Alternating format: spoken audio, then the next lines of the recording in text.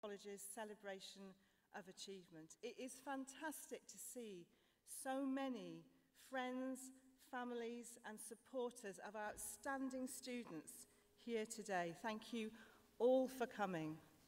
We hope that you have a wonderful morning and that you show your appreciation with thunderous applause at every possible occasion. It's an essential ingredient for this morning. We have so much talent at Highbury College, and we're going to kick off this morning with a performance by our Level 3 Performing Arts students who are going to make us all very, very happy. Thank you.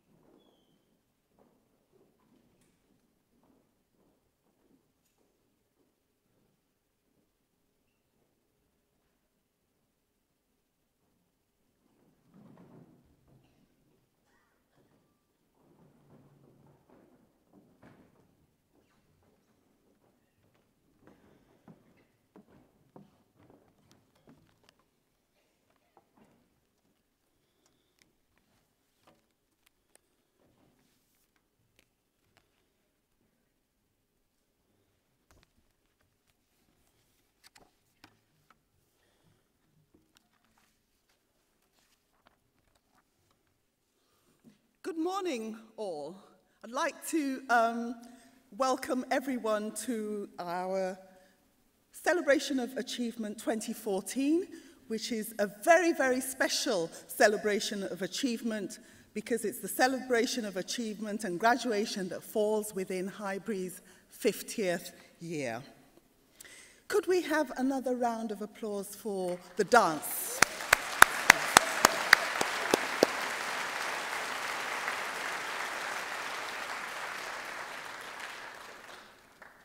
Lord Mayor, Guest of Honour, Chair of Governors,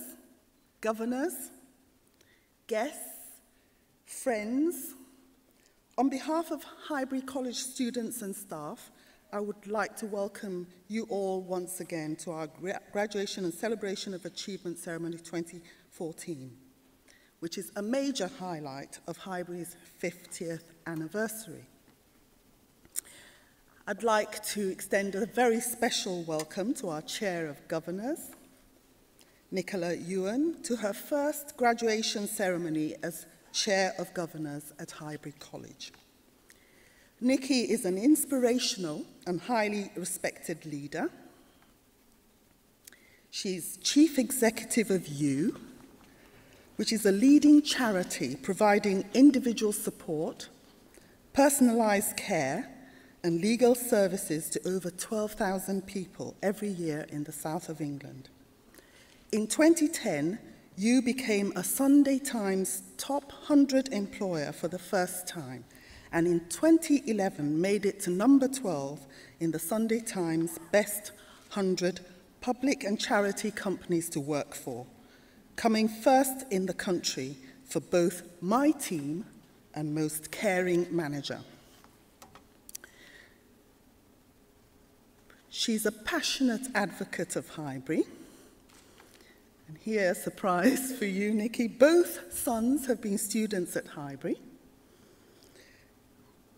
One son with 99.4% attendance, and the other 100% attendance.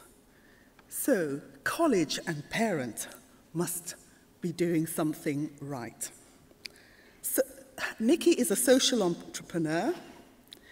And as Highbury goes forward, wanting to transform itself into an entrepreneurial college, I am incredibly proud, and I can think of no better person at this point in Highbury's history to be Chair of Governors. Applause, please.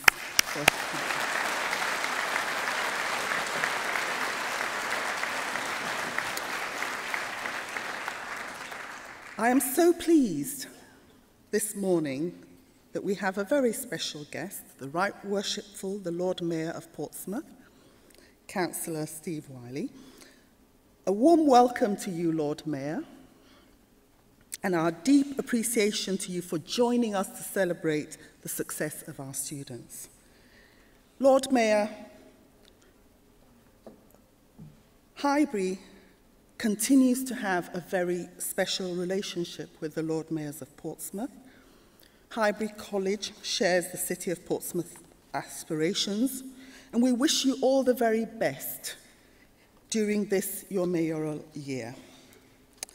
Lord Mayor, Highbury College has spent 50 years serving Portsmouth and beyond with passion and pride. We have 5 centres in and around the city and 70 community venues in and around Portsmouth. Each year, we welcome 10,000 students to study at Highbury, and 56% of those are from Portsmouth. That's well over 5,000 students. And we are exceedingly proud to say there's no other educational establishment in the city that has this number of students studying within the institution. Not a nursery, no local primary, no local secondary, and not the university. We are serving Portsmouth We provide nursery education, we run certificates, we run diplomas, we run foundation degrees, we run degrees. There's no other establishment, we're so proud to say, within the city that spans the breadth of education. And we are an outstanding college, and that we are providing outstanding education and training to the people of Portsmouth first and beyond. So we'd like to ask you, Lord Mayor, to champion us this year,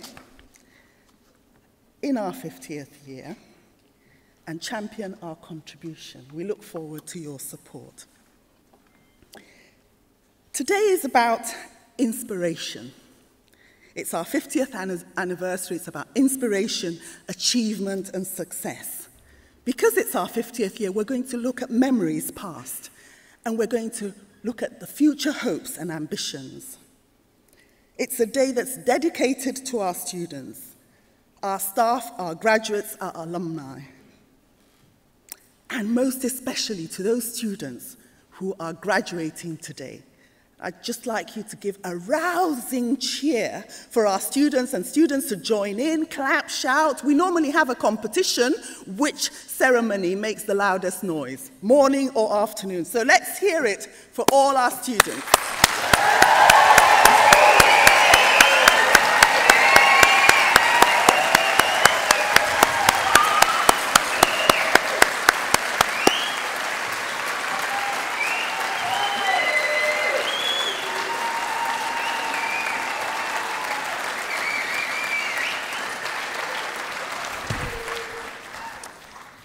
Great. Dee, I shall make you custodian of the competition to decide this afternoon who wins. Okay, each year, we look at our plan that we have made and we see to what extent Highbury, to what extent we are achieving our ambitions for our students and for our community. In our plan, for 2011 to 2013, called Higher Ambitions, Greater Expectations, we looked forward to today and we tried to imagine, this was way back from 2011, what Highbury would look like in our 50th year.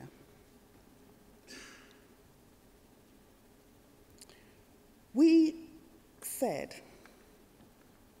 that our students would be sought after for their expertise, their resilience, confidence, and high standards.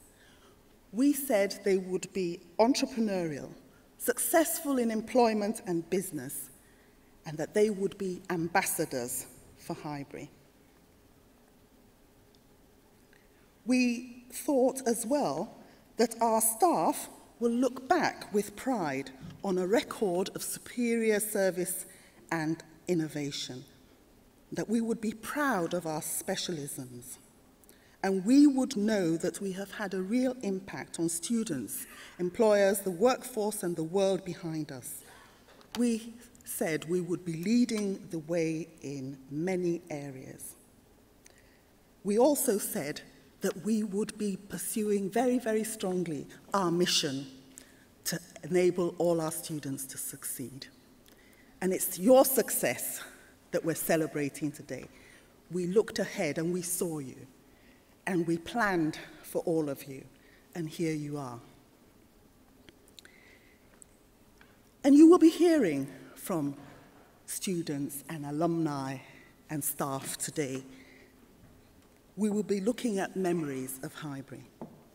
Each year at graduation, I like to profile a student or some students, particularly to bring to you all. And this year, I'm so proud to talk about Dan Levins, who entered into the World Skills competitions and won at both regional and national level. Dan studied in the computing department. You may not know about World Skills. World Skills is like the Olympics of skills. It used to be called the Skills Olympics. Nations enter into world skills. And we are so proud that following rigorous selection events held in England and Northern Ireland, Dan has been selected for the UK squad for web design and is hoping to be selected to represent the UK in World Skills 2015 in Brazil. This is no mean achievement, because after winning the national, he still had to be selected to go into the squad. And people who are selected to go to train for selection into the squad don't have to make it. In actual fact, the country could decide that there is no one at world skill level, and therefore we would not be competing at world skills. We're so proud that Dan is the only one who has been selected for the squad for web design. We are incredibly proud. He will now have 11 months of training, focusing on web development and being psychologically ready for the competition. Dan is also progressing onto the foundation degree in software development to continue his education at Highbury. We're incredibly proud of Dan.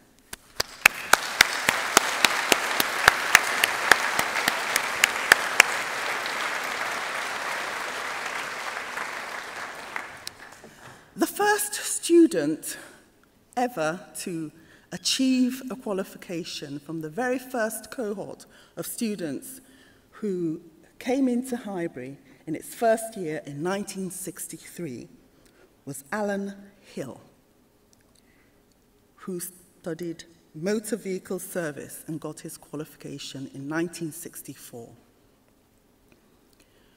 When we were looking ahead at this year and our 50th year, we put into our plan, because we were able to model and predict and calculate that in our 50th year, we would be graduating our 400,000th student.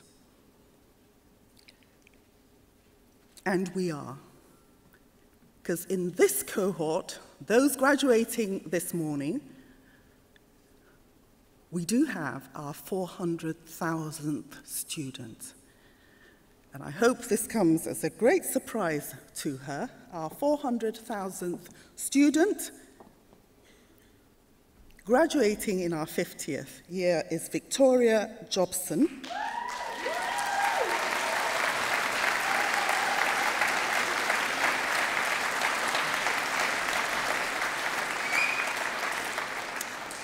Who has achieved a certificate in creating and sustaining a business, level 3. We are so proud. Victoria, would you come up, please? And I'll invite the Chair of Governors and the Lord Mayor to present this award.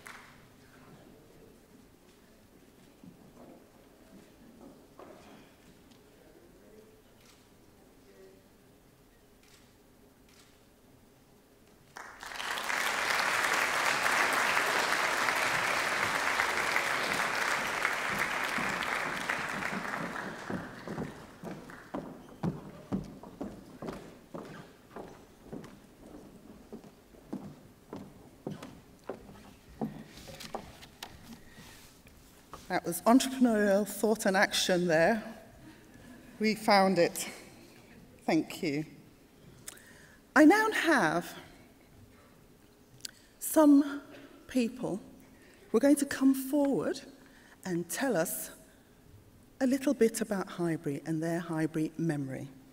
We're going to have Barbara Green, we're going to have Howard Slidell, read by Graham Carter, we're going to have Dee John, Tess Cole, and then Asma Begum, our student union president. Can I ask Barbara to come forward, please?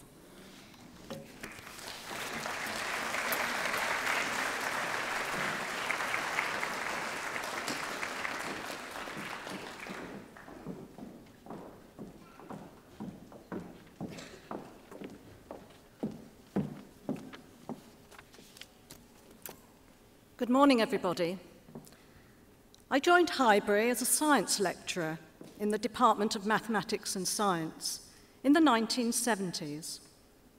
Highbury Technical College, as it was called then, was a vibrant, energetic, and busy college. At this time, it operated from the Cosham campus, the old Cosham campus, off Dovercourt Road, and had another small centre, the Unicorn Centre by Her Majesty's Naval Base. There were also some classes taught in other buildings close to Guildhall Square. Highbury was the sole provider of further education in the south of Hampshire at that time. It was controlled by the Portsmouth local authority. It was a big college. The departments included engineering of all types, marine because we had merchant shipping companies, mechanical, we had dockyard apprentices, electrical and civil engineering as well. We had business studies, management studies, hospitality and catering, health of all sorts, nurseries included, hairdressing, general education that included arts and humanities, and of course, maths and science. Maths and science developed into maths, science and computing. The college provided a wide range of academic courses that included GCSE levels and A levels. But its main focus was delivering a wide range of vocational and technical education at all levels for local employers, as well as those further afield. Many of the qualifications, City and Guilds, ONCs, ONDs, HNCs and diplomas have since been updated and replaced. But in their day, they were the qualifications to achieve. Highbury had a well-known reputation for delivering these courses to a high standard. Highbury was the college to study at. Highbury Technical College attracted full-time, part-time and evening-only students. They came from a variety of postcodes. Many students attending courses were sponsored through their employers, and we also had international students who came to study O and then A levels with the aim of going to university. Finally, Highbury Technical College in the 70s provided opportunities for its students to achieve and be successful. We gave second chances at qualifications for some. The college transformed and enriched lives. And this year, 50 years later, Highbury College continues to transform and enrich the lives of its students. Thank you.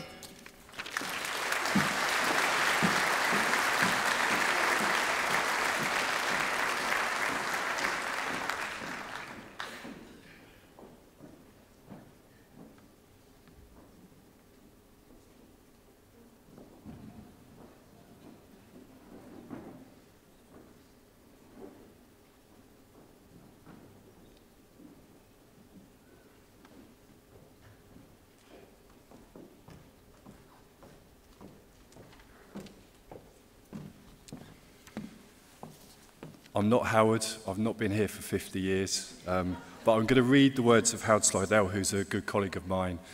So, here we go. I was born on the Highbury estate in 1947 and have seen many changes over the years. There were originally 8 corner shops at the junctions of Chatsworth Avenue with Dovercourt Road and Petrevey Road, some of which have now been converted into residential housing.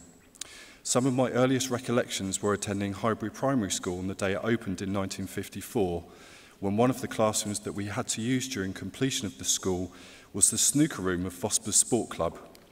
The reason for mentioning this was that Vosper's used the land that Highbury College was originally built on as a sports field for football and cricket when it was not flooded. When the college opened in 1963, it was built at a cost of £590,700. Howard is a financial lecturer, you probably guess. With a student population of 5,000, it was as Highbury Technical College, and it had a quite diverse curriculum and attracted a variety of students from Portsmouth and its outskirts.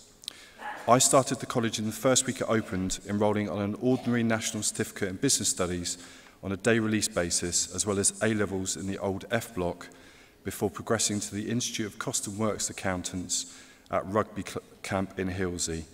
The college used Rugby Camp, which was an old army camp, as an overflow accommodation as the college expanded its curriculum. My earliest reminiscence of attending a dance at the college was in 1965, when a pop band called Unit 4+2 played their only UK hit, Concrete and Clay, which topped the UK charts for 1 week.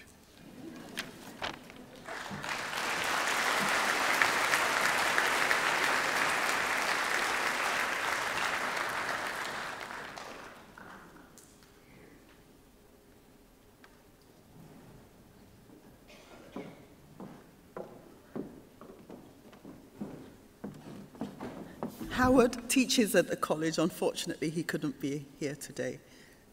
We'll now hear from John. Thank you, Principal. I started working at Highbury College in 1991, and yes, I was a teenager at the time, or at least I'd like to think I was. Highbury gets under your skin, and I never thought at that time that I'd still be here, and I'd be here in 2014 talking about memories of Highbury. But Highbury and Portsmouth have got a way of getting under your skin, which I'm sure a lot of us will agree about. Much has changed, but actually an awful lot is still very much the same.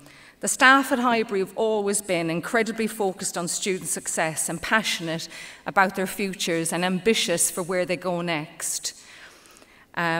But what has stayed the same is that students have always been concerned about their qualifications, their skills, their careers, and really working for a better future. But what has changed is the tools that we have to work with. When I started at Highbury, there was what could be called a computer in a staff room, but to be fair, when I started, it had a dust sheet over it. And that's what happened. It stood there, one computer in a staff room, just gathering dust. When staff wanted to communicate with another member of staff, they either went to find them and they spoke to them, or they sent a memo. Now, for those of you who are under the age of 30, you're probably thinking, what's a memo? Yes. Now, a memo is just a piece of paper, a bit like this, with to and from on it, and something to write a message, space to write a message. Bit like a text, bit like an email, but not near as fast. So instead of an electronic inbox of messages, we had pigeonholes. Now this has nothing to do with birds or pigeons. These were basically wooden boxes with your name on it, where the caretaker would put your memos. So you'd collect that in the morning, then you do a handwritten reply, and it could take 2 or 3 days for your memo to get from one end of the college to the other end of the college. Now, of course, we've got instant emails and we have to make instant decisions, which is quite different. When I started teaching, there was no PowerPoints. Some of you might have been glad about that. No laptops. We had something called an OHP. How many of you can remember an OHP? Any nods? Yeah. An overhead projector. We had transparencies that we wrote on, and we used this huge box on a table to project what we'd written on onto a white background or a white screen. Now we've got electronic whiteboards. And it was a real struggle. If you wanted to show a video, remember VHS? Yeah. Well, if you wanted to show a video, you had to book your TV and your video recorder. You had to go and find the technician who had the key. The technicians were very important people. they had the keys to the video boxes, and they were absolutely essential. So you went and you found your TV and your box, and you pushed that into the classroom ahead of you. An enormous task for those of us that are a little bit slight. But those were the days, and so much have changed. We even had chalk and blackboards in classrooms. It sounds incredible now, but we did. There were no whiteboards. I recall one member of staff in a staff room asking the head of department for her third 4-drawer filing cabinet just to keep all of her resources for teaching. Now, teachers walk around with one little memory stick the size of your little thumb. So it's incredible how things have changed, but it's also incredible how things haven't changed. We're all the same. We all want what's best for you, and we're all ambitious for your future. Now, whilst we had some good teaching rooms, and we had some great labs, and we had some great workshops, over the years, as time went on, we also had some poor classrooms. And some of the staff here will remember a block of classrooms called G Block. And if you looked at your timetable and you saw that you were teaching in G Block, your heart sank, particularly in the winter, because when it rained, the entrance, the inside of the building, filled up with a great big puddle. So imagine the scene. You're going to class, you're weighed down by all of this paper because you haven't got your electronic resources, and the first thing you've got to do is make a run and a jump and try and clear the puddle and try not to get wet before you start your class.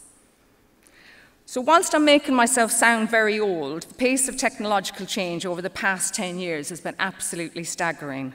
Who knows, in the next 50 years, we may have an avatar of your teacher in your own home, telling you to get up and get to college. So Highbury 50 years ago, I'm sure, like us, they sat around with the same worries, the same ambition for the students. And today, I think what's really special after 50 years is the time that we take just to stop and stand still and reflect about where we've been, what we've done, and what an important contribution that Highbury College makes to our community year in, year out. And it's an absolute privilege to work here and to serve the people of Portsmouth. Thank you.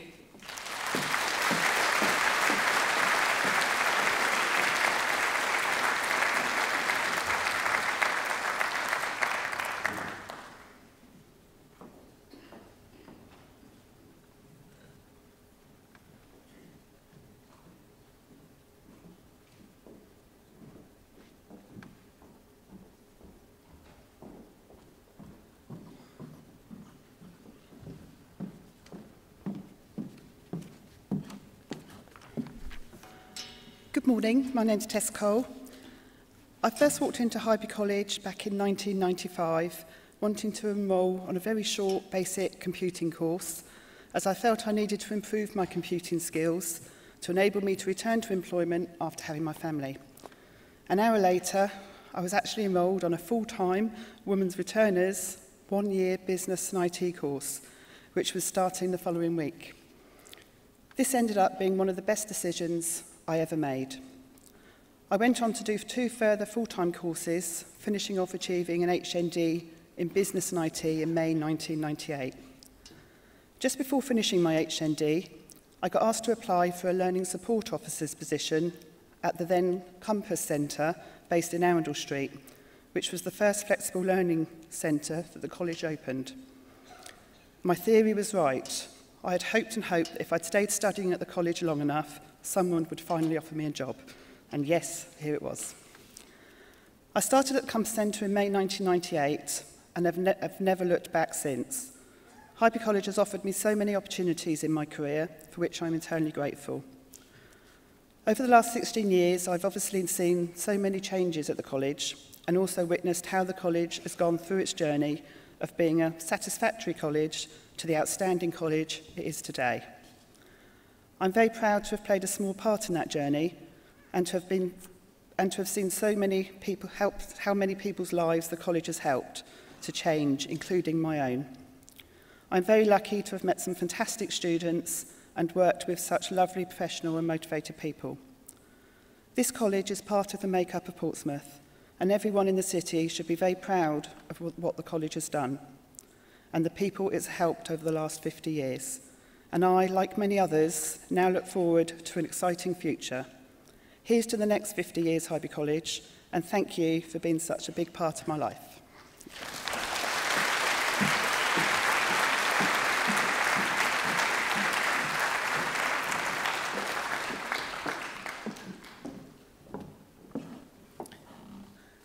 Tess is the head of Centre for Skills for Life and Work. She runs all the community provision, 70 community venues each year, heads up all the skills for life, the English, the maths, the computing, the IT, flexi centres, and also our work with students with learning difficulties and disabilities. I'll now invite our Asma Begum, who's our Student Union Sabbatical President, to give her memory of Highbury. Asma, please.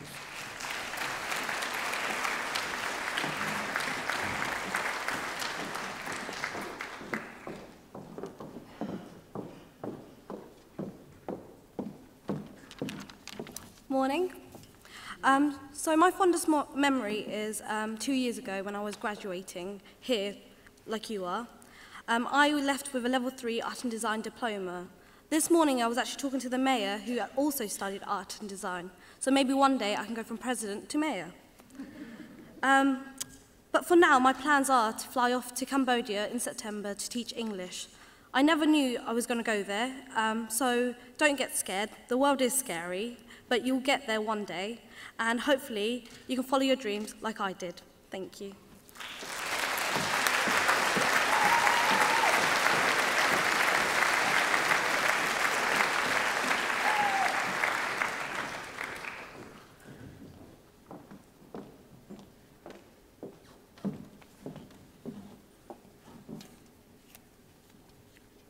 Memories of Highbury. We've heard from a range of people, some who studied here, working here, some who have been working here some time, and also you heard from our student union president, our sabbatical student union president.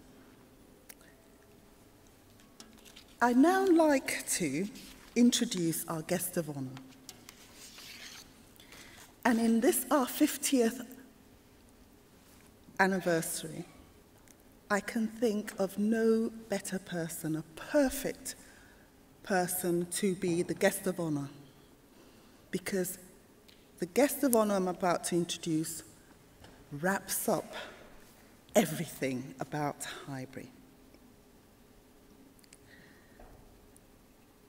Lee Davis is the Chief Executive of the Chartered Institute of Patent Attorneys.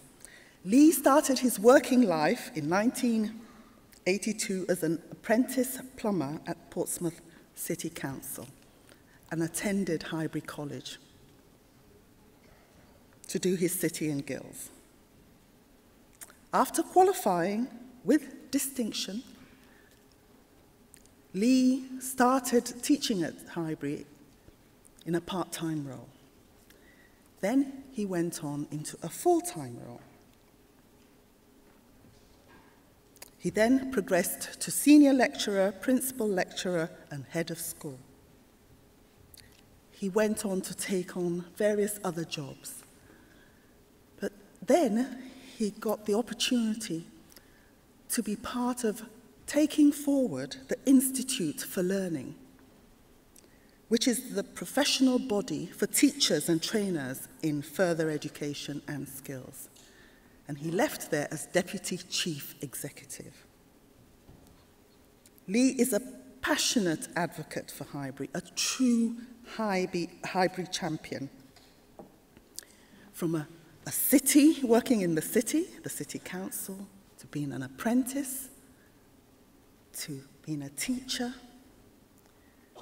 to supporting the body, the professional body for teachers, and to become Chief Executive of this important national body. Lee has got a local, national and international profile. It is with great pleasure and delight that I invite Lee to address our graduating students. Please join me in giving a warm Highbury welcome to our guest of honour, Lee Davis.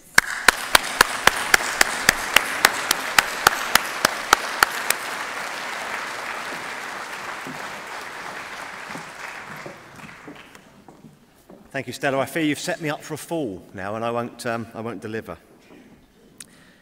you enjoying it so far? Are you enjoying it so far? That's the right answer, isn't it? That's the right answer. Well, it's only going to get better, and I am conscious that I have the unenviable role of standing between you and what you really come here for, to come up and graduate. So I'll be as brief as I can, but there are some things that I do want to say and share with you. So, Lord Mayor, Chair of Governors, Madam Principal, distinguished guests, and most importantly, all of the students who are here and all of the families who are here to celebrate their success. When I got the email, it wasn't a memo, when I got the email inviting me to come and speak today, I was truly humbled. Most importantly, because Highbury College does have a really special place in my heart. It's a really important part of my story. And I want to share part of that story with you today. It was 31 years ago, almost to this very day, that I set out on my journey. Now, that's not a journey in terms of the journey that you hear in The X Factor and Big Brother and so on and so forth. It was a real journey. I use the word deliberately because it was a journey from my home in Stamshaw to the Building Works Department of Portsmouth City Council. And that was for my very first day as an apprentice plumber. And it's a journey I did many days over because they kept me at the council. And I made that journey on a converted butcher's bike. My granddad, who was a coalman, was fantastically proud that his grandson had gone better. He had become an apprentice plumber. So he bought me a butcher's bike. And I cycled that butcher's bike across Portsmouth for many years. It was the best possible start to my apprenticeship. I love that bike. And I earned a small fortune from it because I was able to whip around the city really quickly, down alleyways where cars couldn't go to get to jobs before some of my other colleagues on the council and so on and so forth. So that bike was really special to me, as was my granddad. Sadly, my granddad's no longer with us. He passed away a couple of years ago, and I have absolutely no idea where that bike is. Now, I consider myself to have been really fortunate to have served that apprenticeship at Portsmouth City Council. When I was in college at Highbury, most of the other guys, and we were all just guys at that time, no female plumbing apprentices, all of the other guys in my class worked with fairly small firms, so they might have worked for a heating contractor or they might have worked for someone who specialised in bathrooms. But I worked across the range of stuff that plumbers did. I worked in sewage installations. That sounds attractive, doesn't it? I was down drains in pumping stations. I worked on, and it was tragic driving past it today, I worked on the extension of Victoria Baths. I worked on the extension of the baths, which converted it from an 18-metre swimming pool to a 25-metre swimming pool, and now, of course, it's gone. I had a really rich apprenticeship at Portsmouth City Council. But one of the things that I never expected that apprenticeship to do for me was to encourage me to become a teacher. So I'm going to tell you a wee bit about my route into teaching now. Some time ago, many years ago actually, 4 or 5 years ago, I was asked to speak on an international conference on teaching and learning. And I sat on a panel a bit like this with all sorts of very important teachers, leaders from across Europe. And there was a question. The very first question from the audience was, what makes a brilliant teacher? Tell us, what makes a brilliant teacher? And a guy who I held in high regard stood up to answer the question first, and I think he got it horribly wrong. And he said, I'll read it from my notes now so that I get it absolutely right. He said, a brilliant teacher is a subject expert, someone who knows their subject really well. He went on to say that the very best teachers draw on that subject expertise, and then he said, and they don't need to be qualified as teachers. Those were his words, and he sat down. So I stood up, and I said I couldn't disagree more. And as part of that disagreement, I told the story that I'm going to share with you now, which I think emphasises what's brilliant about Highbury College. So this story is my story. It's the story of an apprentice plumber and why he is now an advocate for Highbury College. So we pick up this story right back at the start of my journey. You remember, that's me on my butcher's bike, okay? It actually had a pipe rack fitted along the side and all sorts of other adjustments to it so that I could plumb from it. So I turned up as a nervous 16-year-old at the Portsmouth City Council's Direct Works depot on Easton Road. For those of you who don't know where it is, because it's now part industrial, part housing, next to the ambulance station on Easton Road. And clearly, I couldn't be allowed to go out into the district, to go out into the city with plumbers. I didn't know anything at all about plumbing, and I would have just encumbered them. So I was told to go off, spend some time in the workshop, and learn a few things before I could go out and then work with the plumbers in the city. And I was apprenticed to a guy called Ron. And he was considered too old to be out in the town, out in the city, working as a plumber, but he was allowed to work in the workshop, making things that plumbers would fit. And at that time, there was a lot of new building work going on in Portsmouth, a lot of new council housing work, and he was making lead flashings and weatherings, so bits to go round chimneys and bits to go under doors and so on and so forth. I was absolutely captivated by the way this old guy could work a piece of lead. And apologies for those of you who have no idea what I'm talking about, but this is kind of welding lead and hammering lead and shaping lead. It's a fantastic metal. It really moulds to every purpose that you could possibly think of. And I was absolutely fascinated by his skill. Now, I've been in and around plumbing now for 30 plus years, and I've only ever come across, I would say, probably 2 other plumbers who were anywhere near as good as Ron. He was truly, truly excellent.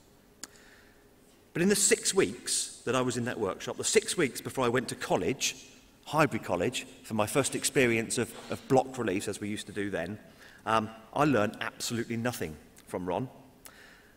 It wasn't that both of us weren't trying. He was trying desperately to teach me. And don't forget, he was a brilliant, brilliant craftsman, and he was trying to teach me. And I desperately wanted to learn. I wasn't a bad student. I really wanted to learn. But I didn't learn. And Ron gave up on me.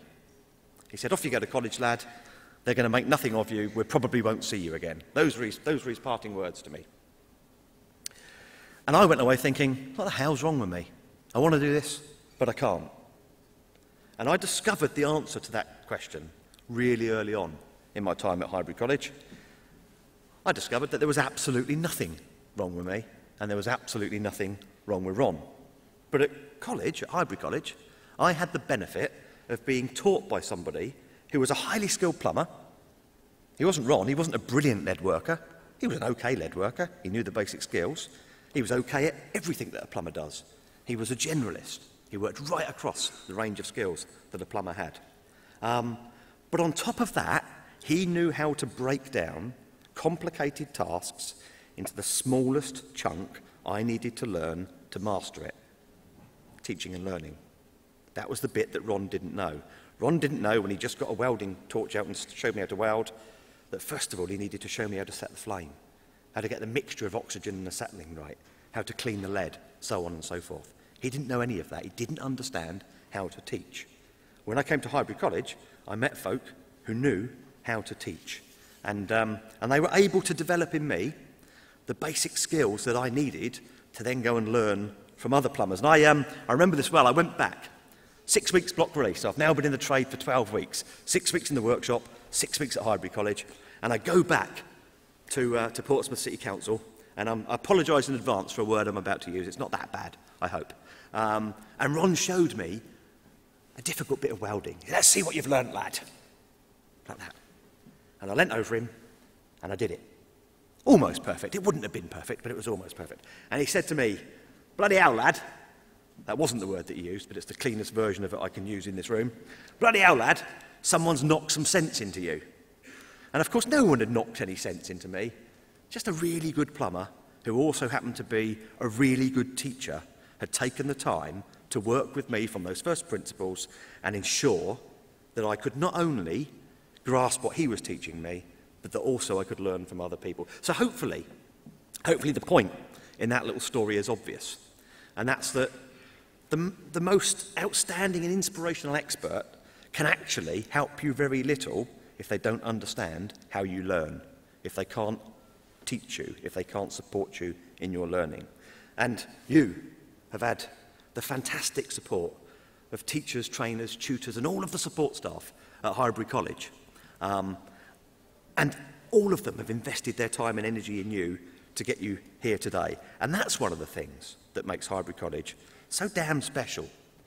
The way it brings teachers out of the community, out of construction, out of engineering, wherever it might be, and encourages them to be the very best that they can for you. Plumbers, carpenters, chefs, engineers, hairdressers, beauty therapists, anyone who happens to be very, very good at their craft, at their profession. They encourage those people to come and work in Highbury College and become brilliant, brilliant teachers. So I'm going to ask you to do one thing for me now, and this is just those folk who are graduating and their families who are here to support them. Can you just give me a round of applause for your teachers and the support staff at Highbury? And cheer you, woo! Woo!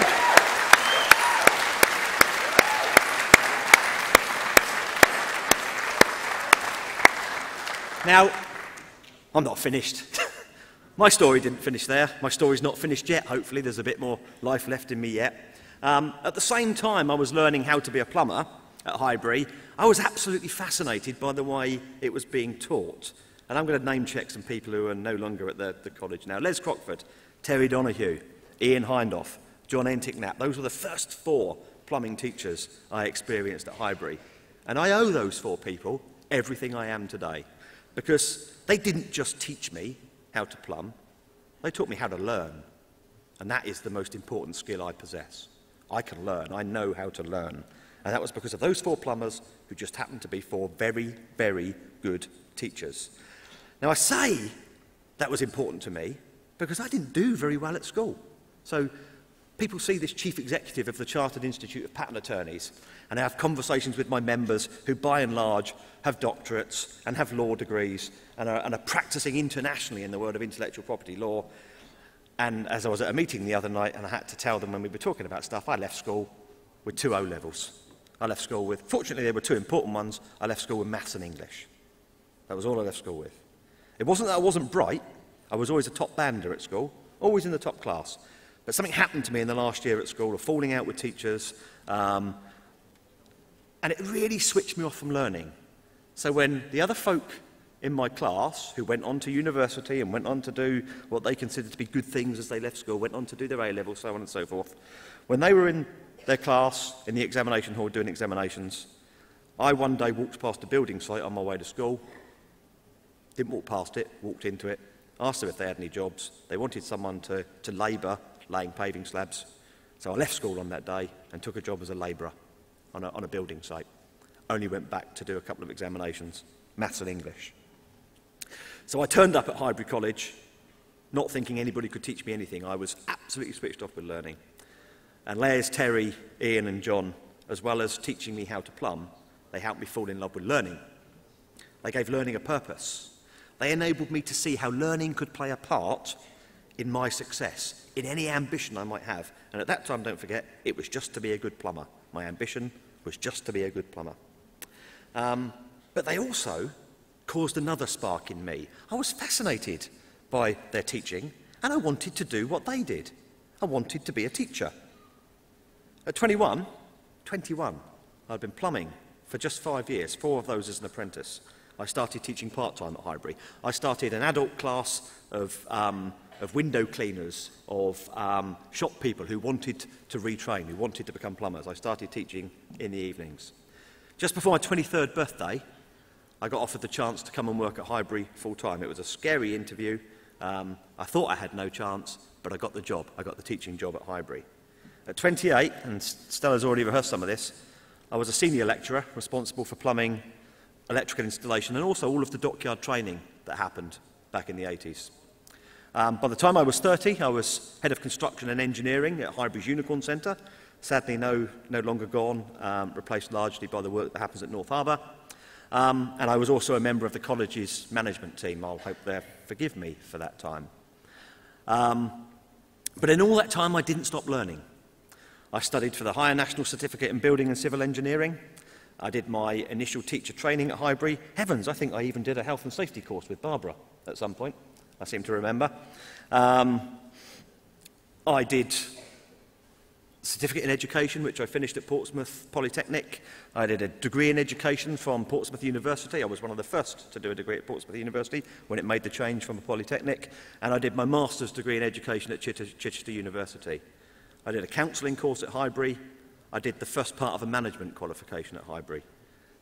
Cut me, I bleed Highbury. Okay, it's been an important part of my life. I lived in Dovercourt Road. I've got a son who goes to Highbury College. I am a champion of Highbury.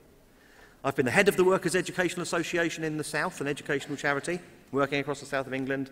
I've been the national president of the Chartered Institute of Plumbing and Heating Engineering, and I wear the badge with pride.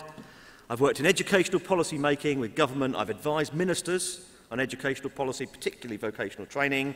And I am now the chief executive of the Chartered Institute of Patent Attorneys, one of the most eminent legal professional bodies in the world. That's me, apprentice plumber from Portsmouth. Me, it's mad, it's absolutely bonkers. Didn't do very well at school.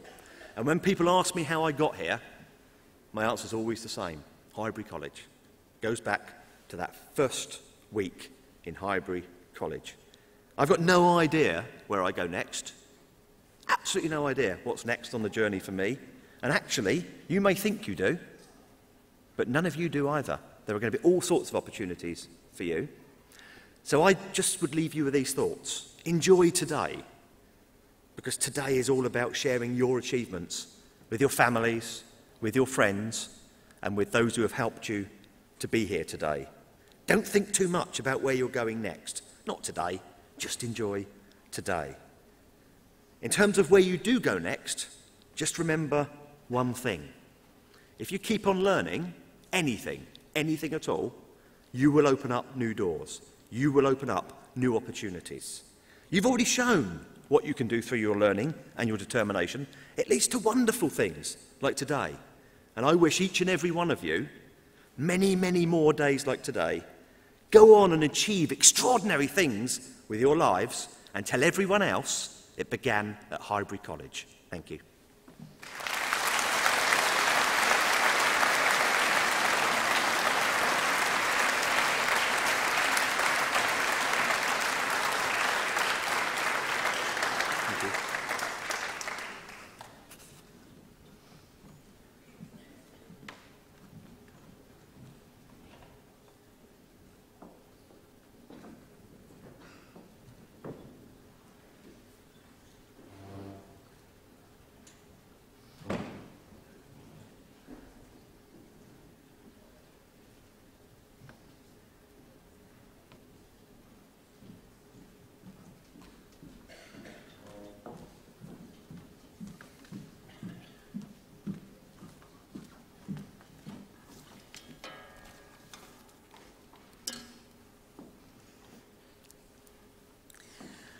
Highbury College congratulates our higher education and Level 3 graduates for the Diploma in Specialist Support for Teaching and Learning in Schools.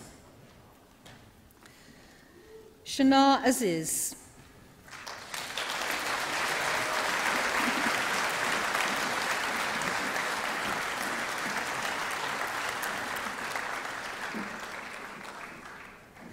Melanie Brayley.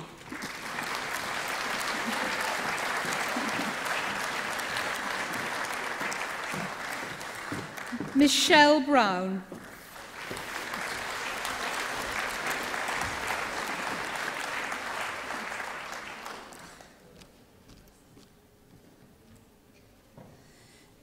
Gemma Chalmers.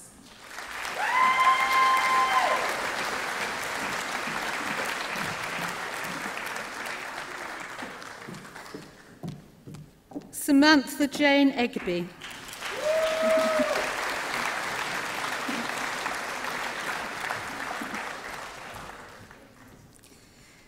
Claire Gardiner.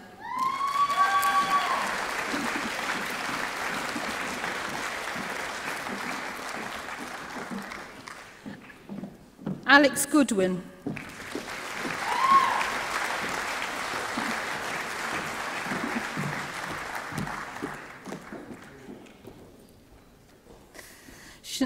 Chanel Hamilton.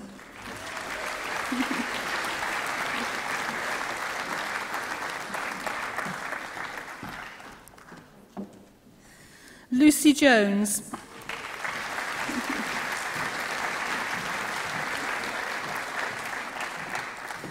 Parvinder Kaur.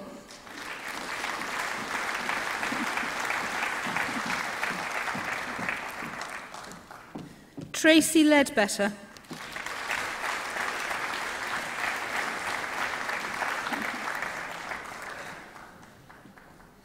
Naomi Loizides.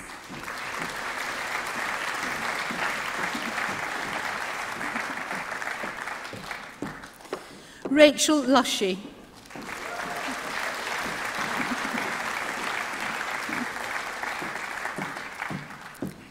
Emma Mason.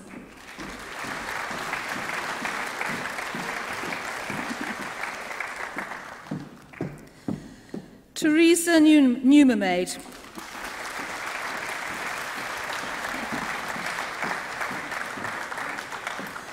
Teresa has been awarded a Contribution to College and Community Life Award.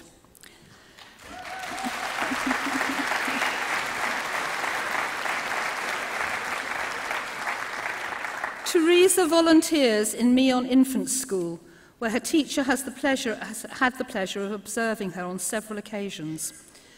During these observations, her teacher was approached by various members of staff wishing to comment on the continued outstanding commitment Teresa shows towards the school. She works tirelessly to aid Meon infants, even dedicating her free time to assist with and support out-of-school activities for the pupils. It is evident from the feedback we've heard from the members of staff at the school that Teresa is highly thought of by her peers and a great asset both to the school and to its pupils.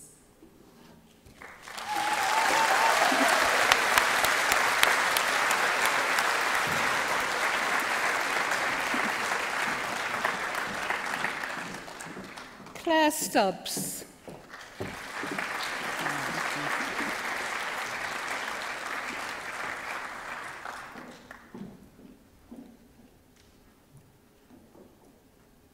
Shakira Saida.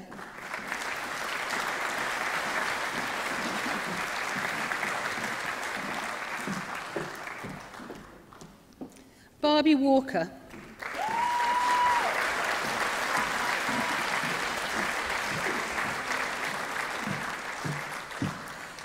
Sanor Wasu.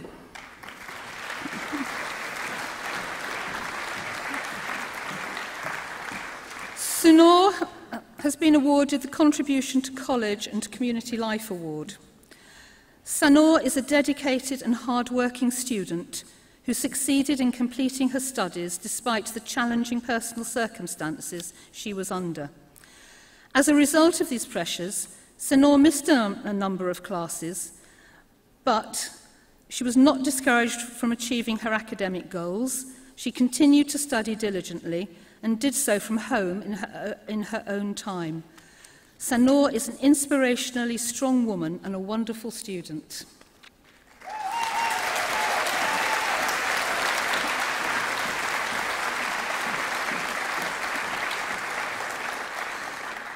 Vicky White.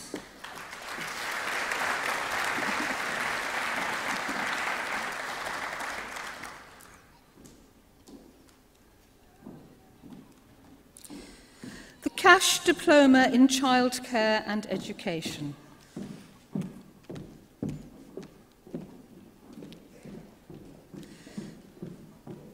Danielle Gates.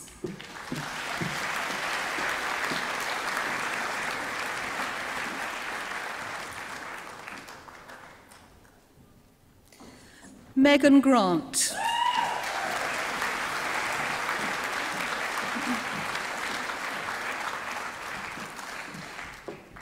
Karolina Kresmienkiaka.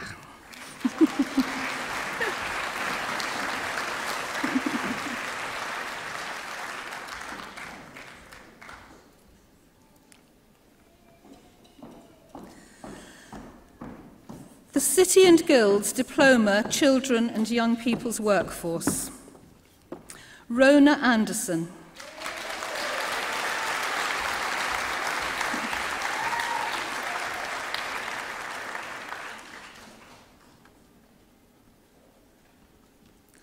Anne Dickens.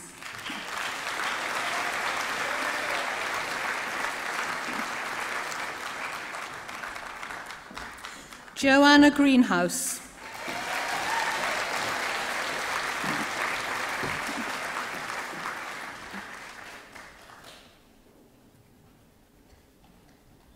Kate Harvey.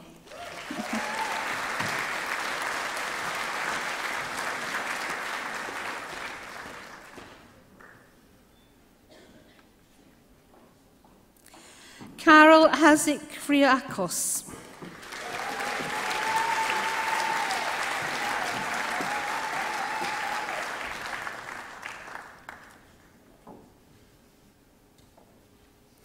Svetlana Ibrahim.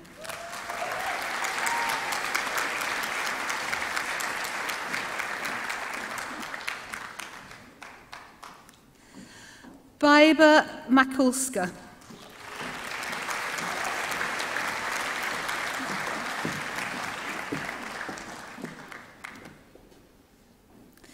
Alison Robinson.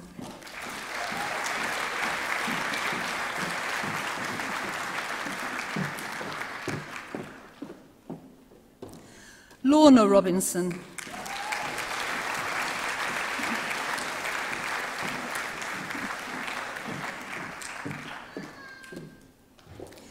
Denise Rouse.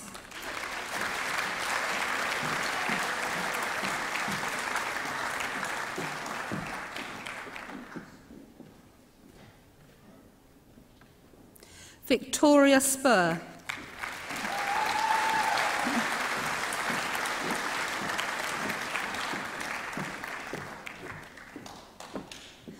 Samantha Titcombe.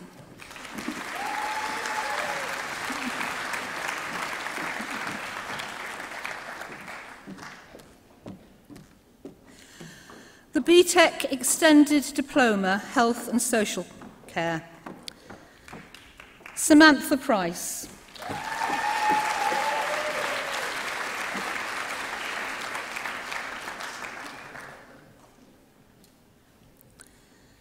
Jessica Shirley.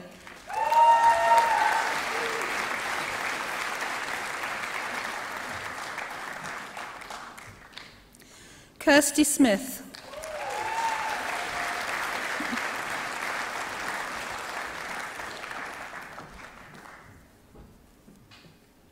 Louise Solomon.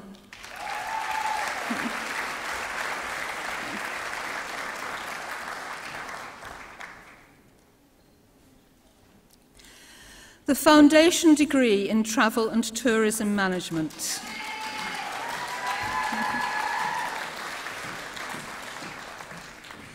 Caroline Smith Osborne.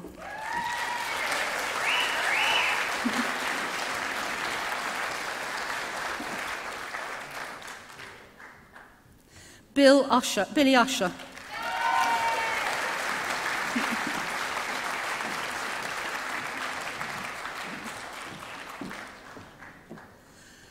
The Foundation Degree in Hospitality Management. Chloe Elliott.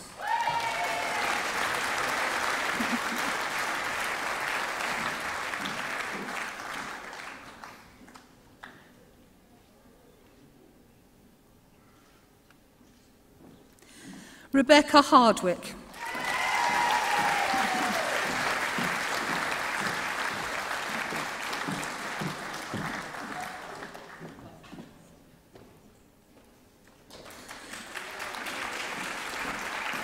Constance Hewitt.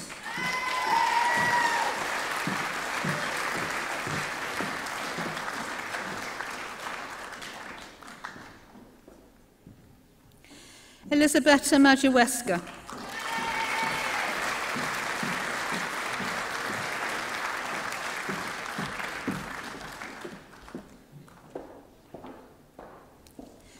Amy Robinson.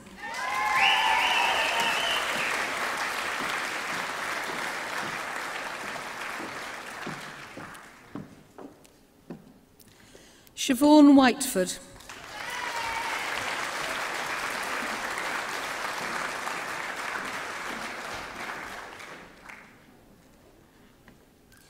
Jessica Williams.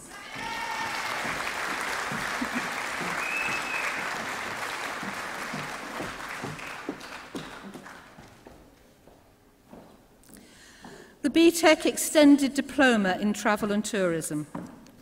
Fenella Harris.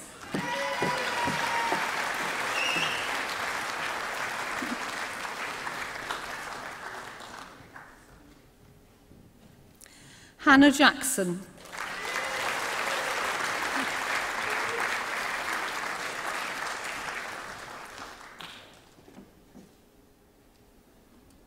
Emily McKee.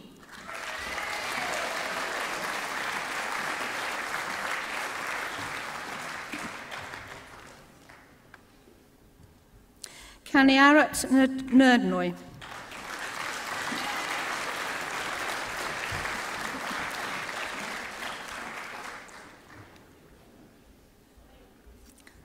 Olivia Newnham.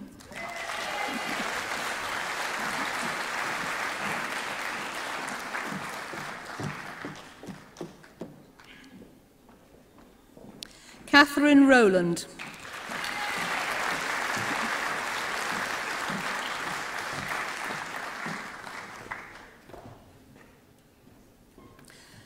The City and Guilds Diploma in Advanced Professional Cookery, Kitchen and Larder. Jessica Dorr.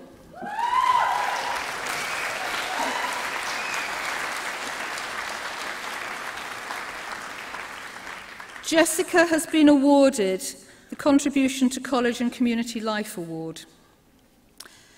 Jess's fun-loving and charismatic nature has been a breath of fresh air over the past academic year. She has repeatedly proven how committed she is to the college and has gone about this by tirelessly working in Chimes Restaurant, always maintaining exceptional standards of customer service and satisfaction, as well as successfully bringing in new customers.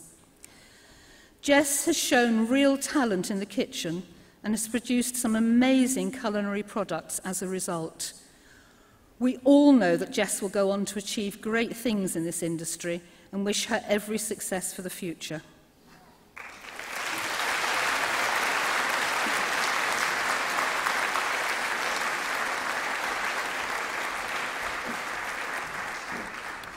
Curtis Howard.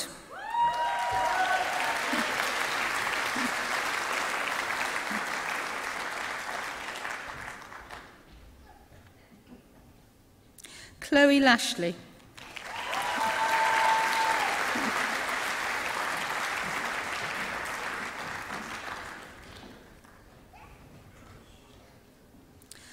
Martin Legg.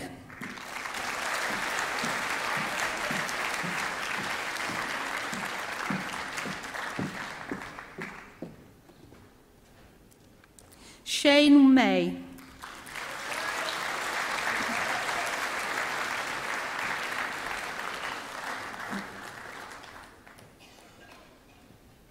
Tara Miller.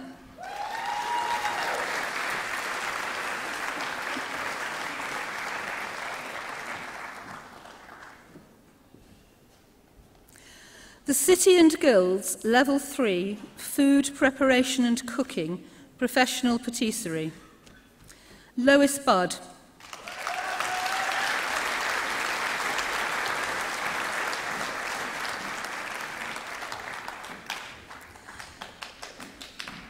Ben Clements.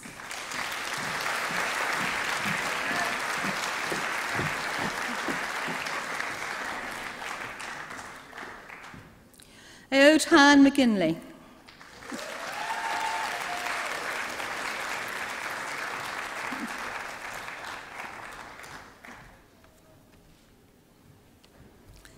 Abigail Rue.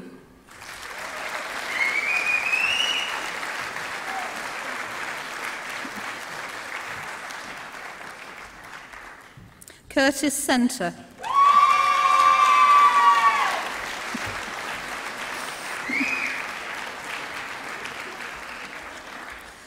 Shakira Tessasel.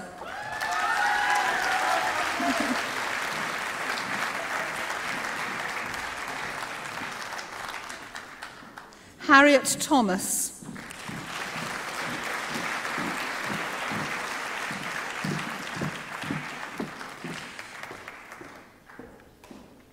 Marek Walretri.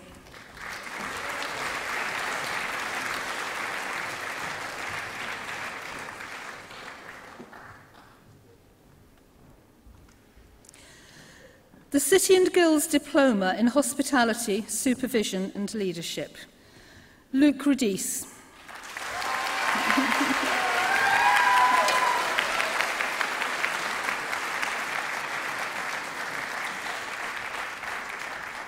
Luke has won an Innovation and Entrepreneurship Award.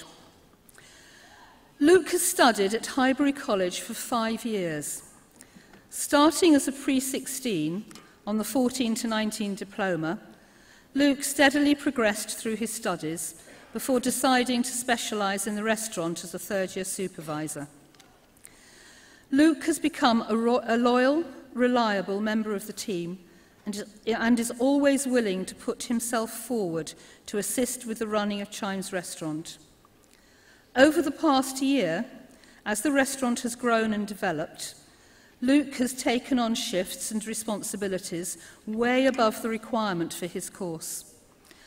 Luke is always keen to represent the department by taking part in the salon competitions and assisting with outside hospitality. Luke has tried hard to inspire the involvement of others and has organised several successful events in order to do so. He has been instrumental in helping to raise the profile of Chimes by managing the Facebook and Twitter accounts. Many of our customers speak highly of Luke and his natural, caring approach to catering. Although many have expressed their sadness at his imminent departure, they, as well as us, expect great things from him in the future.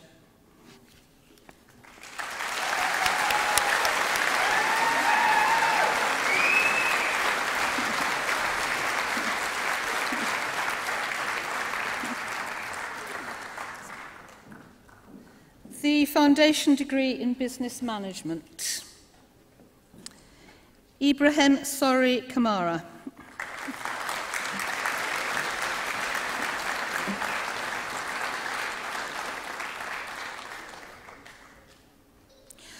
The foundation degree in computer networking. Joshua Seward.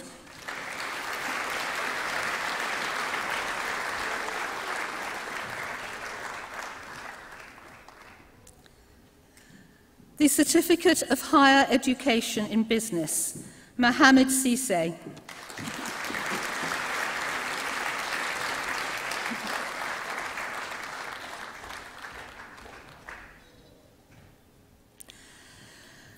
The Pearson BTEC Level 4 HNC Diploma in Computing and System Development, Aaron Turner.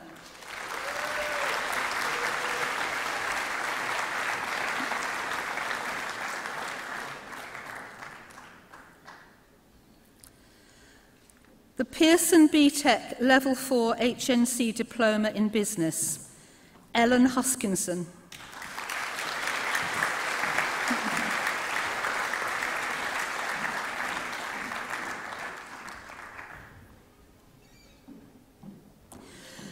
The AAT Level 4 Diploma, Shana Breeden.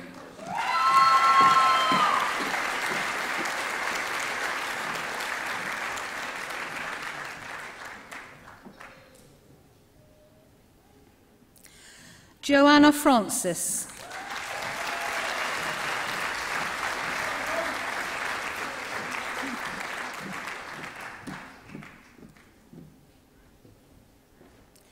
Madison Grant.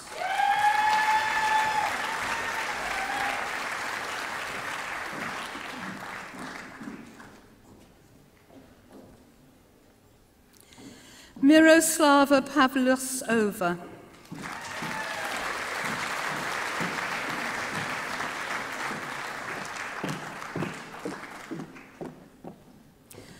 The BTEC Diploma in Computing, Angelo Della Fuente.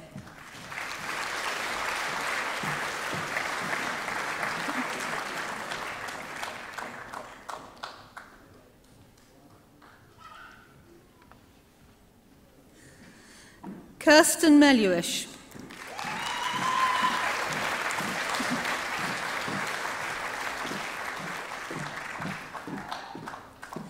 Luke Sinclair.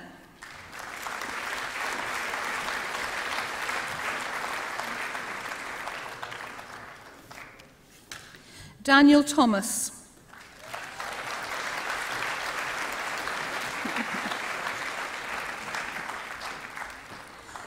Zoe Wart.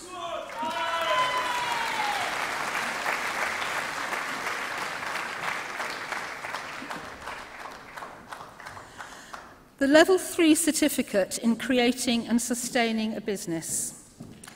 Claire Bowen.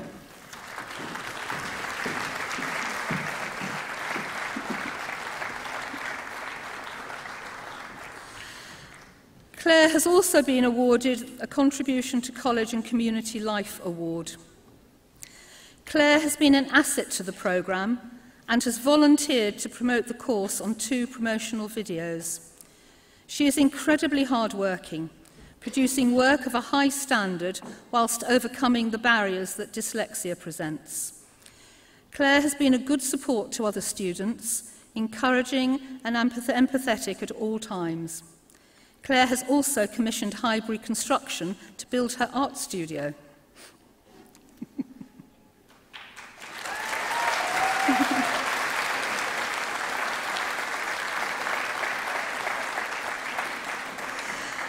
Adam Greenough.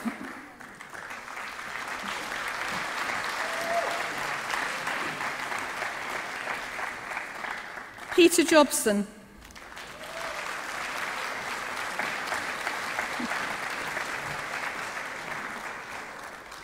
Victoria Jobson.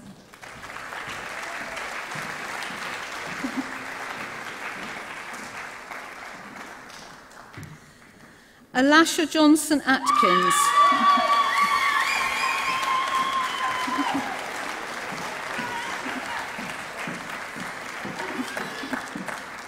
Alasha has been awarded a Contribution to College and Community Life Award.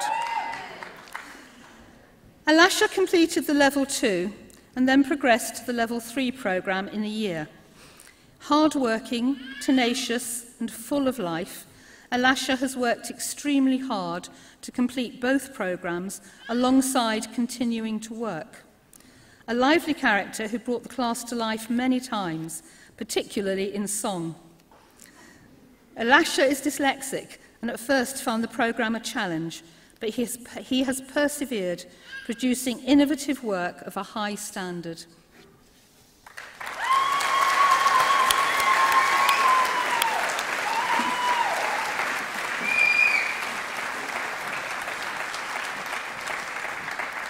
Alan McLaughlin.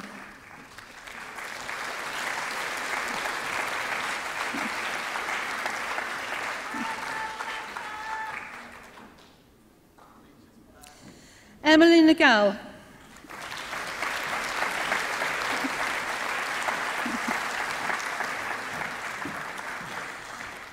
Emily has been awarded a Contribution to College and Community Life Award. Emily joined Highbury in January, wanting to focus on her future career in developing a dance school. The whole class have followed her through auditions and performances. She has even tutored the class on Twitter while studying a social media unit. A very mature and now confident Emily has surprised herself in what she has achieved this year.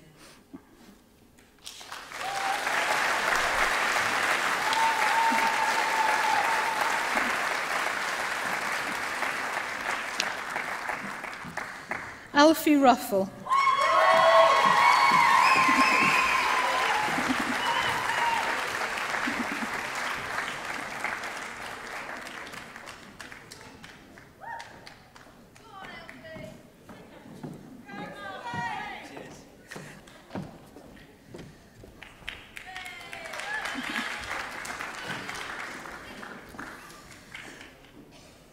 The Advanced Apprenticeship in Childcare, Kaylee Burton.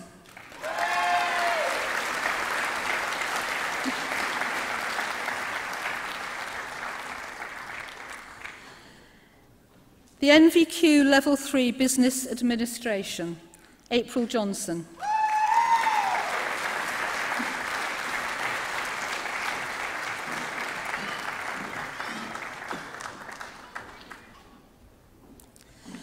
The A1 Assessors Award, Claire Bennett.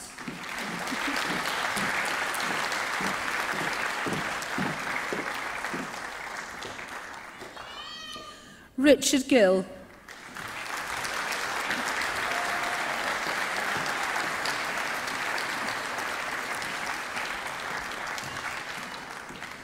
The IQA Award, Level 4, Simon Wilkinson.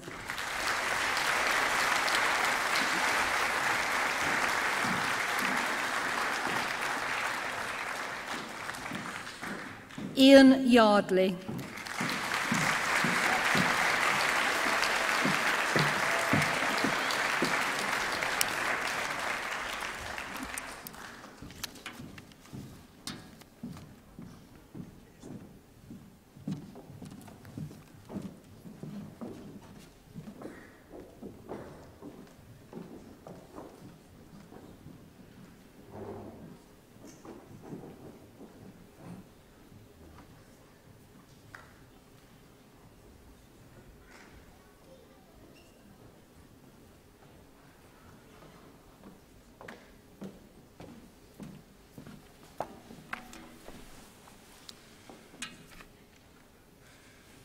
Highbury College congratulates the following Further Education Special Award winning students.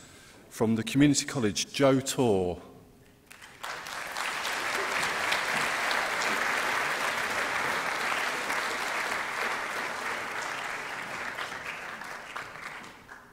Joe has been awarded the Academic Performance Achievement Award. Joe returned to Highbury College a year ago to develop her IT skills and also advance her programme knowledge in areas that would assist her with her ongoing struggles with Stargardt's disease.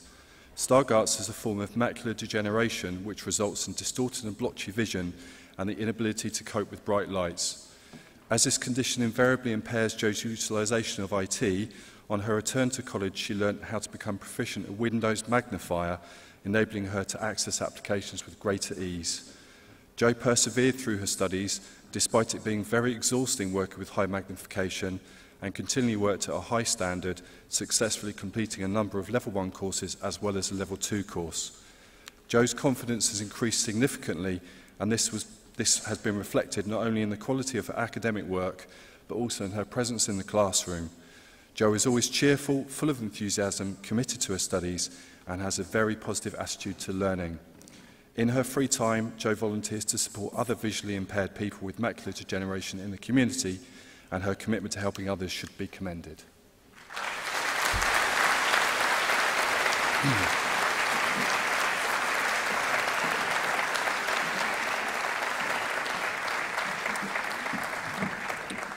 From the Department of Healthcare and Early Years, Jordan Beach.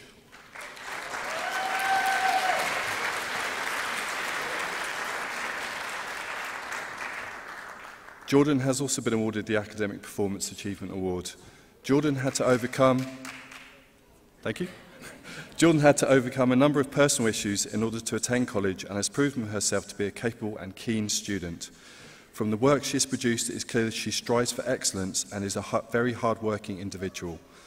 Moreover, in order to further her career aspirations, Jordan has volunteered to work in our own Foundation Studies department, enabling her to broaden her knowledge of working with disabilities, an area Jordan seeks to pursue once qualified. All who teach or work with Jordan report positively on her and her approach to learning. Jordan is a star pupil.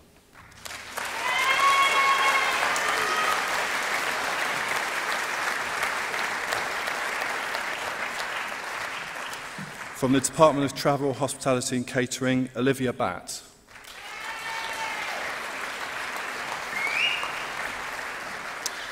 Olivia has been awarded an Academic Performance Achievement Award.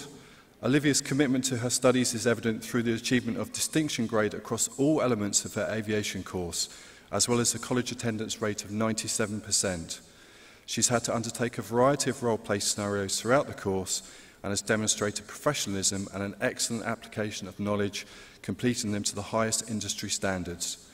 During a visit to the British Airways training ground, the airline's safety, equipment and procedures instructors were most impressed with Olivia's depth of knowledge and understanding of airline emergency procedures. When externally moderating the course, the City and Guild's external verifier commented on the quality and content of Olivia's work, which is most often above and beyond what is required. Olivia would be an asset to any airline she chooses to fly for in the future.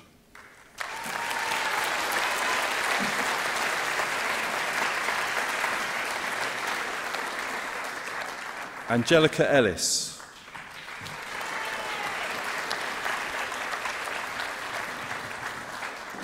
Angelica has been awarded the Academic Performance Achievement Award.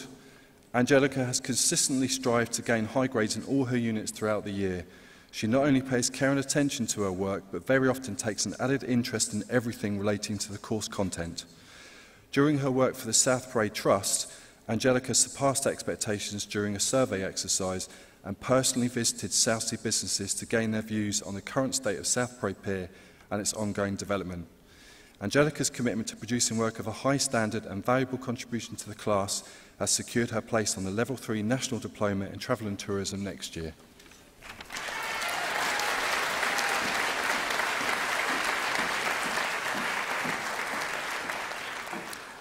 Kelly Oxley.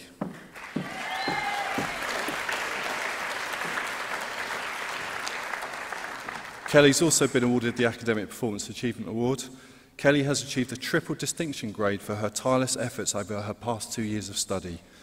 In every unit of work, she's shown interest, enthusiasm and commitment, something that has inspired the desire to achieve too. She's always looking for ways to improve work and actively seeks feedback, responding well to constructive criticism. We're very proud of her efforts and wish her every success in her events management degree at university.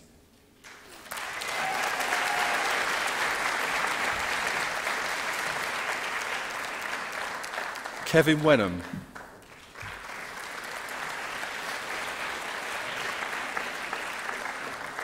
Kevin has been awarded the Contribution to College Community Life Award. It's been a real pleasure to have Kevin as a student for the past year. Kevin is the type of student that every lecturer looks forward to having in their class. Friendly, outgoing, patient, helpful to others. His work is always in on time and he is very rarely absent from his studies. Kevin is a family man and when not at college looks after his children while his wife goes out to work. He's always the first to volunteer for extra shifts in the restaurant or to work in Chime's kitchen.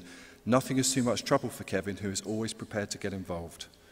Kevin also likes to get involved with social life on offer at college by participating in various salon culinaire events that are held throughout the year, competing in several categories and winning both bronze and silver medals.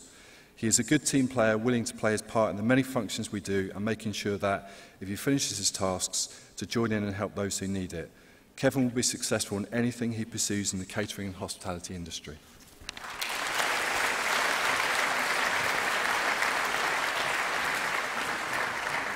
Jack Robertson.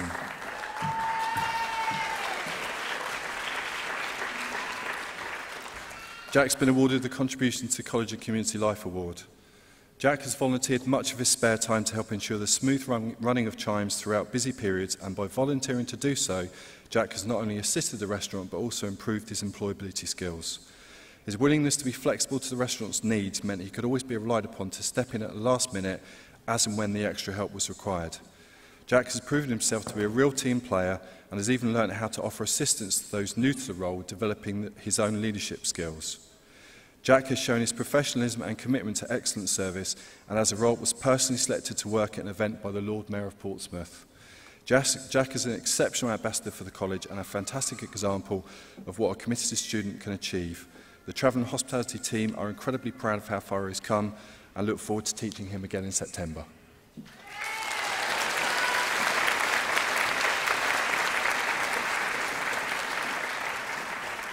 Jacqueline Roberts.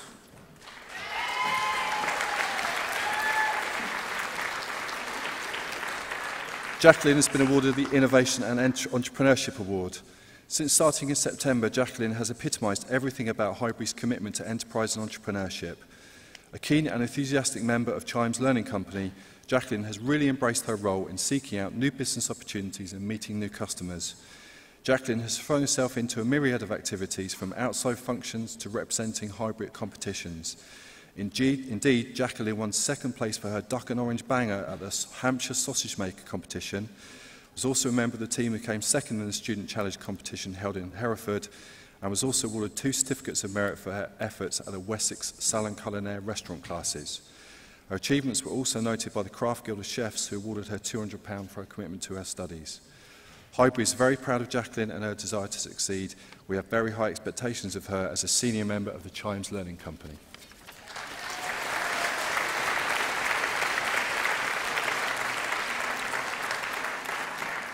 From the Centre for Work-Based Learning, Paris Bonwick.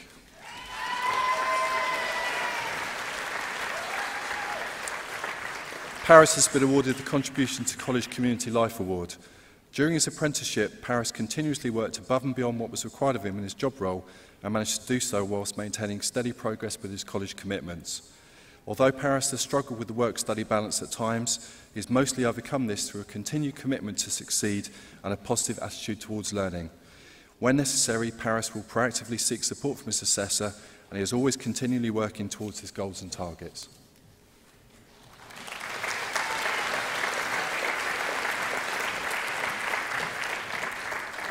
Megan Barker.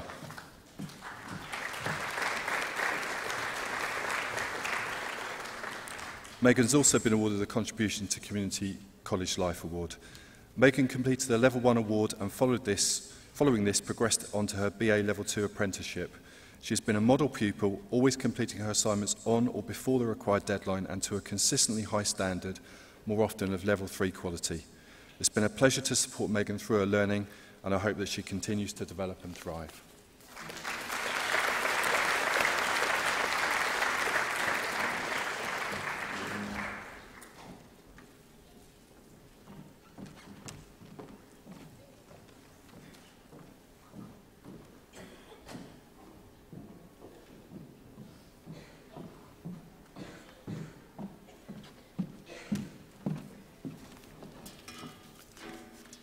Highbury College would like to congratulate the following Foundation Studies students. These students have been studying at the college for the past 4 years. The students have undertaken work experience in areas such as retail, art, horticultural and office skills. Each student has excelled and now will be moving on either into voluntary employment or further training. Henry Adams.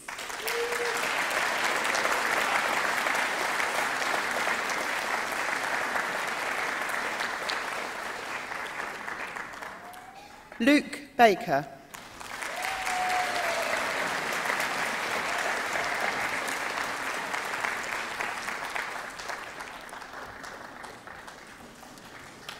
Robert Davies.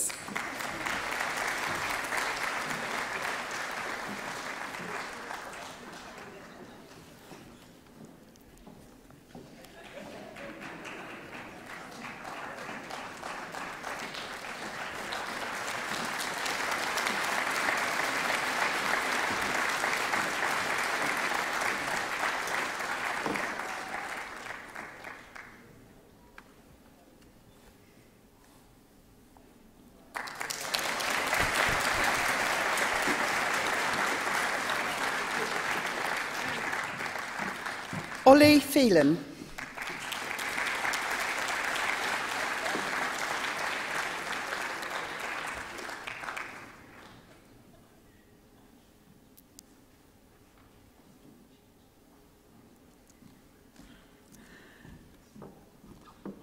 Jenny Godbold.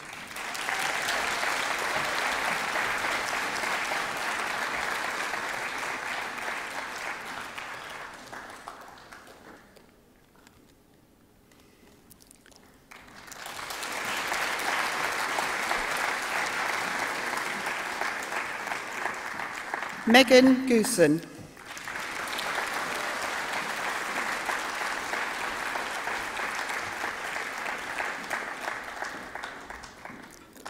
Connor Hargrave.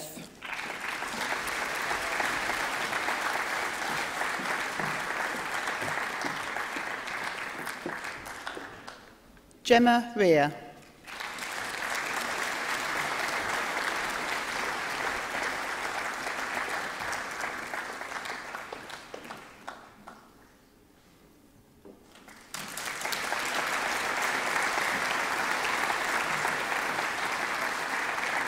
Matthew Rimmer.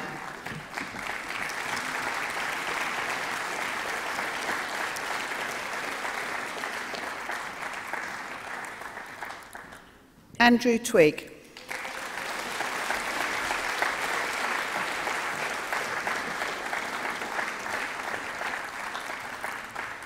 Nicholas Owens.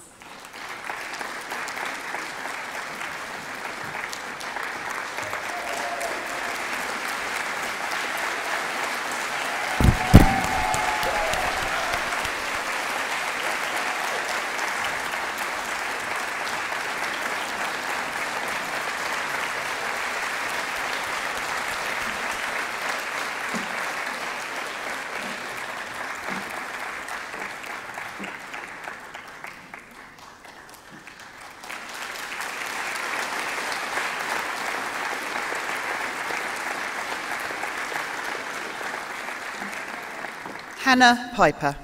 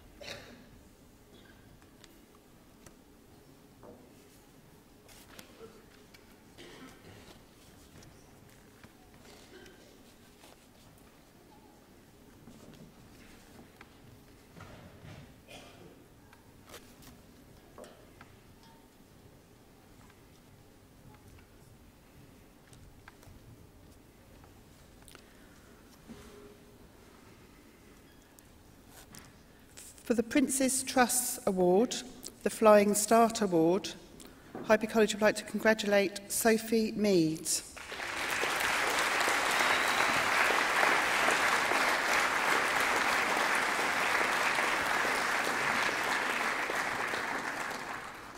Initially, Sophie was very quiet and appeared to lack the confidence to engage with and participate fully in the team programme. However, with her involvement in the community project, Sophie found something she genuinely enjoyed and felt passionately about. This was a real turning point for Sophie, and she appeared to thrive in an outside environment. Having previously struggled to find employment, Sophie managed to secure a full-time apprenticeship in agriculture on the completion of her course, and later got offered a further apprenticeship as an outdoors activity instructor. Despite not being overly optimistic about her chances of obtaining this apprenticeship on application and believing, as she put it, there's no point, I won't get it, Sophie was evidently the best candidate and was granted the opportunity to pursue a career in an area she loved. Since completing the team programme, Sophie has continued to show great determination and commitment to improving her professional life and has stayed in employment. And what's more, she has also continued to be an excellent ambassador for the college and the Prince's Trust by kindly volunteering her time to support Taster Days and assist with the Junior Leaders Field Gun Run. Done, Sophie.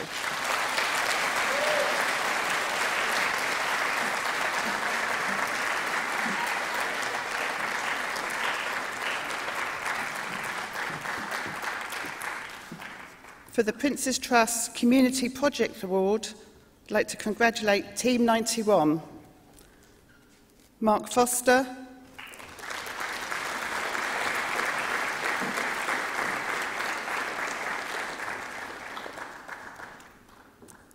Alex Rankin,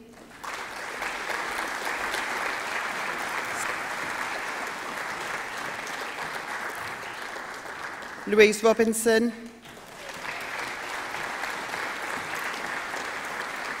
Adam Thompson,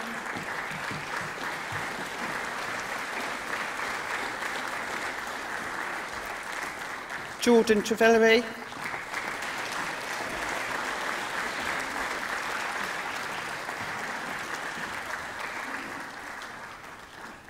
Bradley Walker,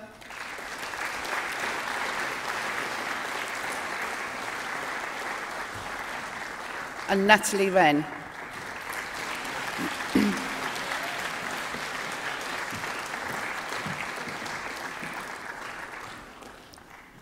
As part of their team programme, Team 91 organised and completed a very impressive community project. When Team 91 came across 56 Holbert Road, they instantly decided this was a project they could get passionate about. 56 Hubert Road is an inclusive house for adults with severe autism. They have 4 permanent residents and 20 carers that support the residents 24/7. Team 91 proceeded to organise a visit to the house to determine what the project would entail and how it would affect the residents and carers.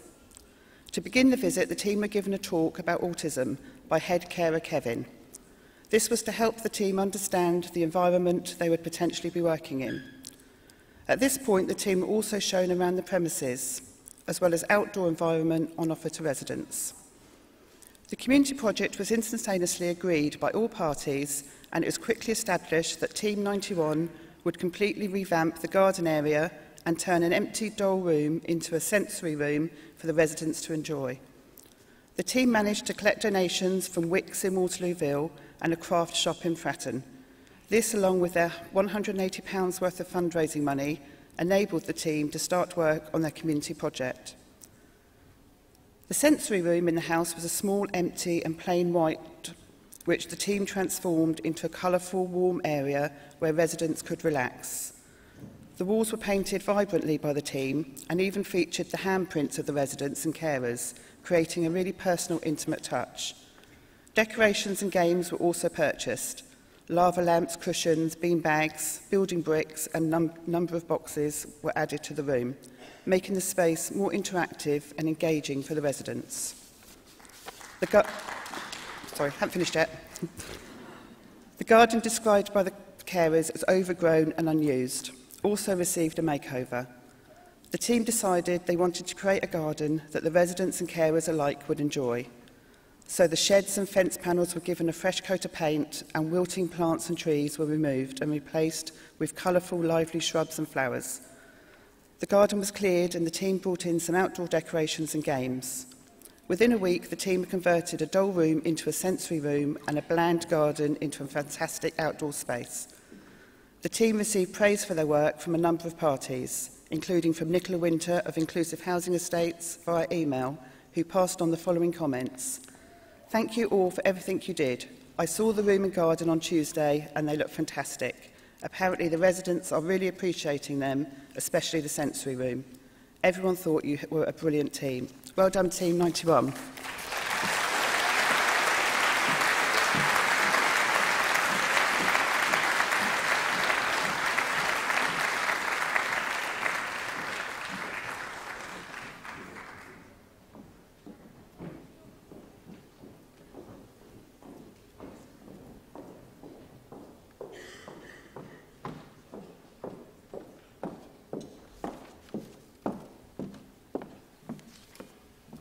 On behalf of all the students at Highbury College, I'd like to thank every individual in this room, including all the staff and lecturers that couldn't be here today. I would like to congratulate everyone in front of me. Your hard work, determination and willpower has finally paid it off. As an ex-student myself, I know how hard it is to go through change. I've been at Highbury for 5 years now. I went from an average art student to now going off to Cambodia to teach. So no one really knows what the future holds. So in the wise words of Master Oogway, yesterday is history, tomorrow is a mystery, but today is a gift. That's why it's called the present. Now that's from Kung Fu Panda. So who said you can't learn from a cartoon? So let's put our hands together for not only yourself, but for all the people that helped you get where you are today. Congratulations and good luck. Thank you.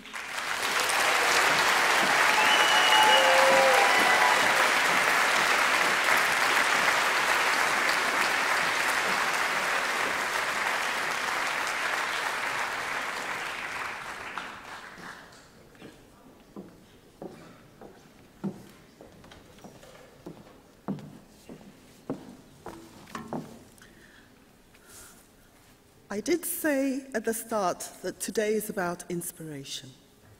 We have heard from staff, students, alumni. And this year's graduating class, as I said, is a very special one.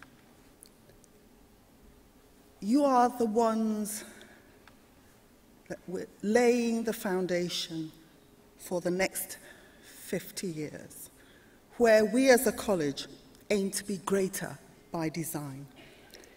Why do we choose to be great?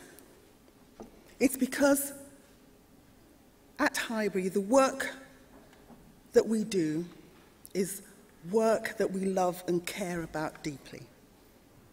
We care about learning and transforming lives. We want to make our work the best that it can possibly be, not because of what we will get, but just because it can be done and because what we do matters. Jim Collins says, "It is impossible to have a great life unless it is a meaningful one." And it is difficult, very difficult, to have a meaningful life without meaningful work. And so, for all of us here at Highbury, knowing that we have had a hand in being part of your lives and creating something of excellence that makes a contribution is fantastic work. And we commend this attitude to all our graduates today who are now alumni, so that you will gain the deepest of all satisfactions, knowing that your time on this earth has been well spent and that it mattered. Here at Highbury, we'll continue for the next 50 years and the next few years coming, pursuing entrepreneurial thought and action, creativity and innovation, high professional standards. We'll have higher expectations of ourselves, our students, and our alumni. We will pursue outstanding practice, exceptional learning environments. We will continue with the Highbury way. This year, in honor of our 50th anniversary, we're going to launch our Highbury Leadership Academy. Previously, we've had a leadership academy for students only. We will have one that embraces staff, students, and the community. We have also launched this year 3 50th anniversary fellowship awards for our lecturers, our business support staff, and our managers, where they will have money to and time off work to pursue an area of interest that is related to the college's vision and mission. Above all things, we just want to continue to enable all our students to succeed, not just in terms of qualifications, but in terms of what they go on to do. We have higher expectations of you and of ourselves. And we very much look forward to hearing what you are achieving here in Portsmouth and indeed in the wider world. When we looked forward to this year and to this year's graduating students, we wanted you to be confident, global citizens, living and working in Portsmouth, within our region, across the UK and around the world.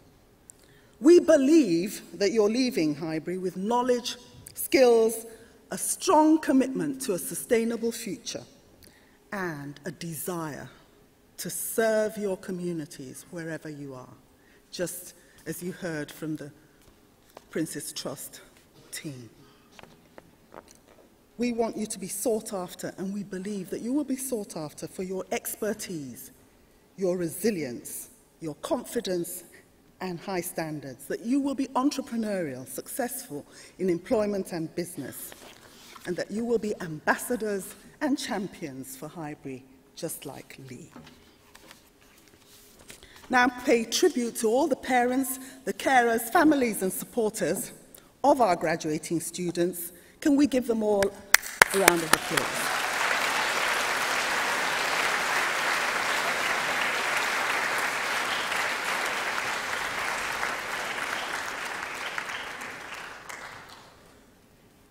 And pay tribute now to all the staff of Highbury who are the stars who enable all our students to succeed.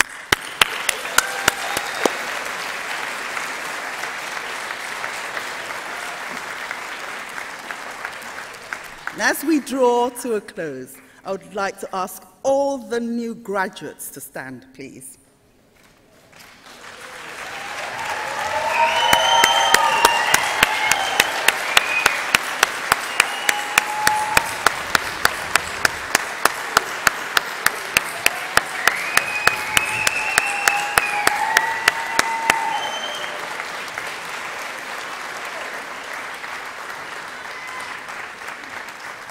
Our mission is to enable all to succeed. And here you are, graduates of Highbury. We want you to be happy as the song went. And as Lee said, continue to learn. It doesn't end here. Highbury College is so very, very proud of you all, your success and all your achievements. Let's have another round of applause for the graduates.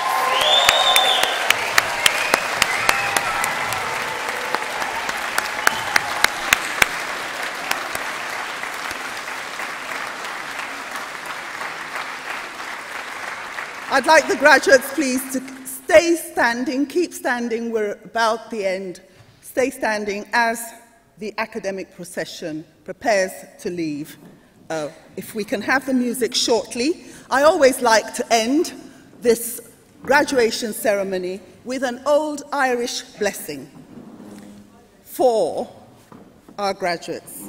May the road rise to meet you. May the wind be always at your back.